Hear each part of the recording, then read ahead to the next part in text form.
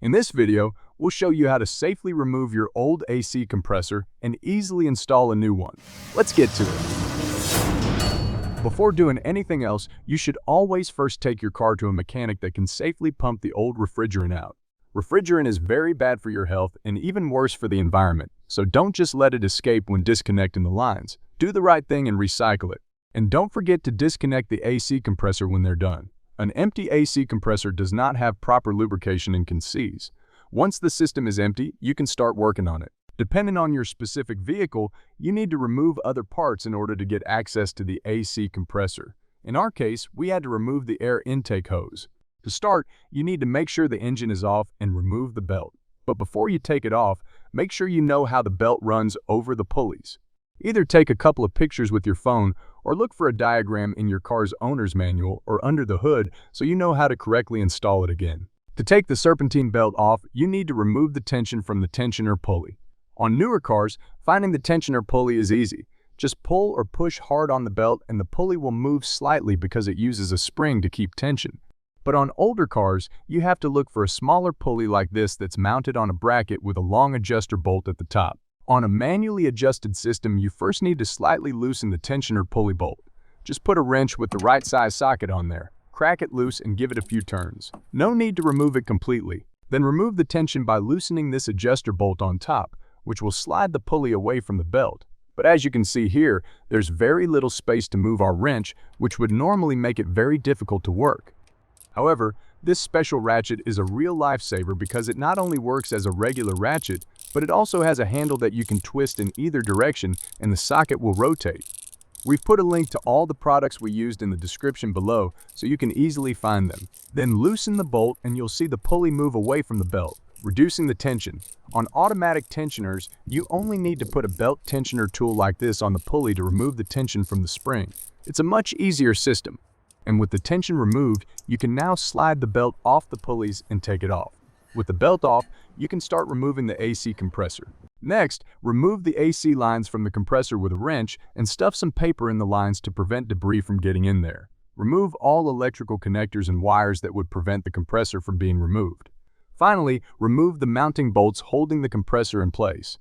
Usually it's held in place by 4 bolts. Then take the old compressor out and compare it to the new one. Sometimes you need to reuse some hardware. The electrical connectors are the same, so it's just plug and play.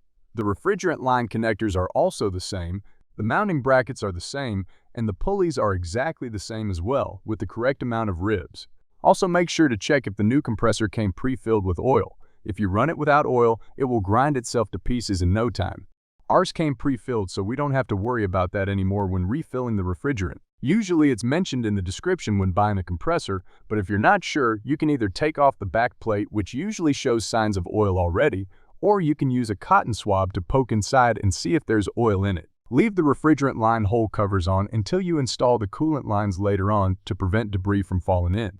When replacing an AC compressor, you always have to replace the accumulator-dryer as well. If you don't, metal shavings could circulate towards the new compressor and wear it down in no time.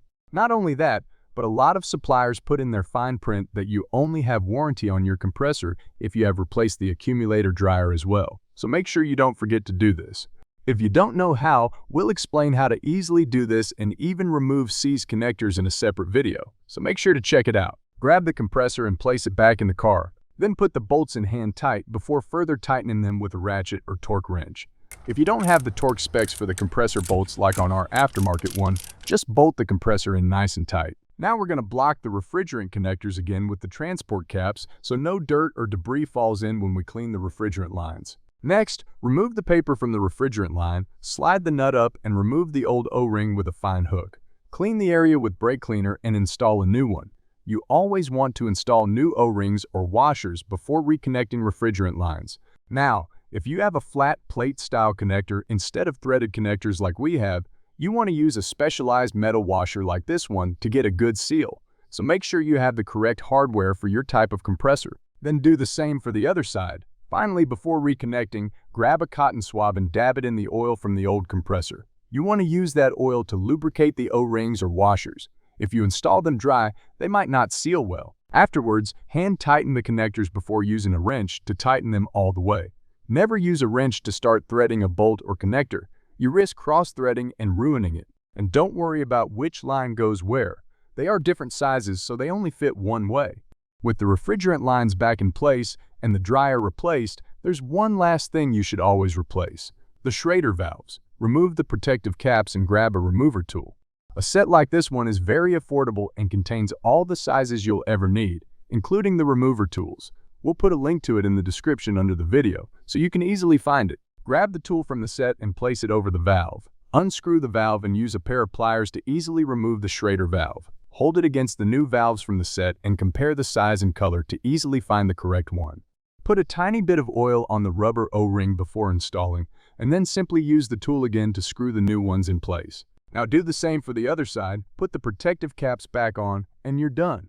Now you only need to install the Serpentine belt and drive to a mechanic to test your AC system for leaks and have it refilled before connecting the electrical wire. You can also do this yourself, but we'll show you that in a separate video, so make sure to check it out.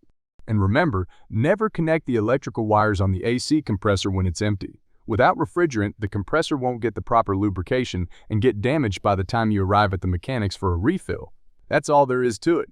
Now you know how to replace an AC compressor. That's all there is to it. If this video was helpful, give it a thumbs up, and if you're not a subscriber yet, hit that subscribe button so you don't miss any of our new videos. We've got a lot of new stuff coming up, so stay tuned.